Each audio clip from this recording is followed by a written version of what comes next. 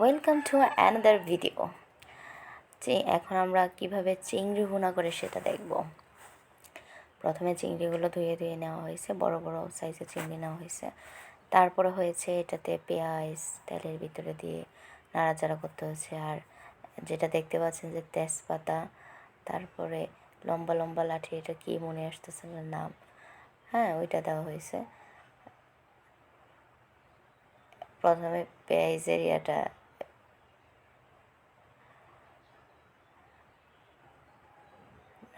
নাড়াচাড়া হচ্ছে। এই পর্যায়ে হিটটা কমাই দেওয়া হচ্ছে।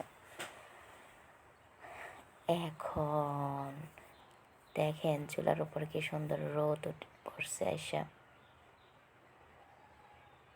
নাড়াচাড়া করতে হবে যাতে লেগে না যায়, সাইড দিয়ে পুড়ে না যায়। এখন দেওয়া হয়েছে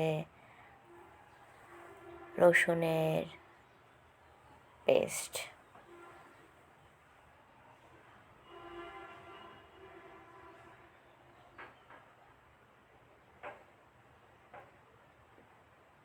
তারপরে পানি যখন শুকিয়ে আসবে তখন হলুদ দিয়ে দেওয়া হবে পরিমাণ মতো। মরিচের গুঁড়া। তারপর নাড়াচাড়া করে মিক্সড করে নিতে হবে। আবার আদা দিতে হবে, বাটা আদা। পরিমাণ মতো সব কিছু দিবেন।